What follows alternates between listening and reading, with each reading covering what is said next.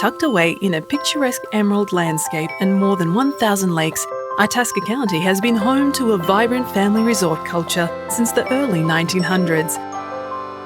Many of the resorts were family-owned. Many have remained so for generations. John Miner shares his joy of growing up at Wagataka Resort with our host, Cheryl Essington. Our resort is very unique because Wagataka was basically started in 1910. And then my folks bought it in 1925. And we still own Wagataka, and we have a beautiful lodge, and we have this beautiful lake with a lot of fish, which is great. With 22 acres of property, half a mile of shoreline, and a small armada of boats, Wagataka has no lack of activities and enjoyment for families. My mother said, Wagataka was given to us by God. Share it with your friends. And that's what we do. Sherry and I go back a long time, and now Sherry's living on the place, and she is our manager. Sherry worked in the dining room and helped us, and then she helped her folks because they had a resort next door. Back in the 30s and the 40s, here at Wagataka, there were armored cars that came up and brought people for vacation. John Dillinger came up and went fishing one time. One of the exciting things we had was Hugh Beaumont from Leave It to Beaver come to the island. He eventually ended up buying the island and then brought the kids up, his kids, and then of course Beaver the Cleaver and Wally came. There were a lot of wealthy, important people that would come up here. It was an exciting place back then. One family retreat has a different story to the rest of Itasca, a very influential yet private one. Only accessible by hiking trail or boat, John navigates us through the lake chain and narrow channels to Trout Lake, where he leads us on a personal tour of the Joyce estate. The Joyce family was instrumental in pioneering the lumber industry in the region. David Gage Joyce inherited the family lumber empire and quickly fell in love with Itasca, building a 5,000-acre retreat away from the heat of Chicago. My name is Susan Hawkinson, and my co-author Warren Jewett and I wrote a book called Timber Connections, The Joyce Lumber Story. David Gage called the Joyce estate Nopaming, and that meant a place up north, or to them it meant a place of rest.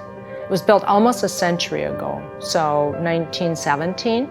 The idea was to create a sense of wonder around your guests. So see, what would happen is you'd have these moonlit nights, but then you'd have boathouses with lights. You know, David Gage Joyce had an amazing, ability and money to create this incredible contrast. And so you'd have butlers, but you'd have backwoods fishing. I think one time we counted 40 buildings that they had. It was like its own little town. So they were completely isolated, and they'd bring all their friends up from Chicago, and that CB airplane would fly back and forth. And so we're really lucky that we have this in our county, that the Forest Service owns the land, and that we can still come here and dream about the times that we were here and the things that happened and the excitement throughout Trout Lake. This was the place of the hour at all times. Our little band would play in here. John opens a door to his memories of life on the liveliest place on Trout Lake. We would come by boat because that was the easiest way to get here. And we'd play nice music when they were eating, and then we'd play some dance music, and it was a lot of 40s music because that's the year they grew up, even though this was in the mid-50s when we spent a lot of our time out here.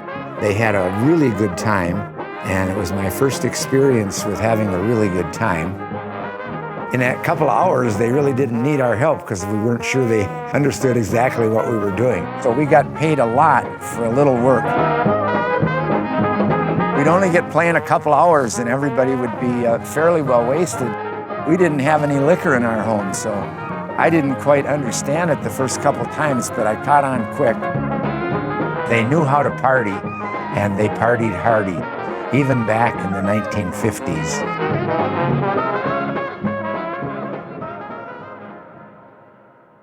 Family resorts are very important for Itasca County and very important for kids and very important for parents.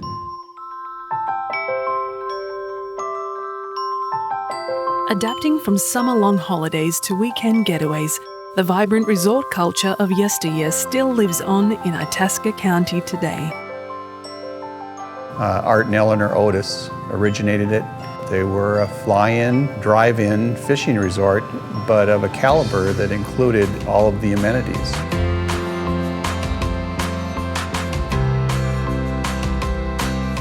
The runway is no longer there. We actually took it and turned it into part of the golf course. But back in their day, they had a 9-hole golf course, and if a plane wanted to come in, the plane had to make a pass and fan the golfers and give them notice that they was going to land.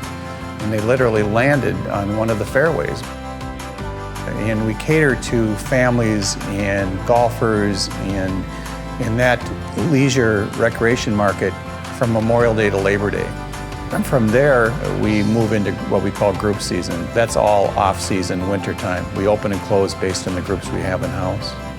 Sugar Lake, which in and of itself is the true draw to our resort. You see the trees, the wildlife, the water, it's pristine. People are going to figure out very soon that that's the drive that gets them to the true northern Minnesota.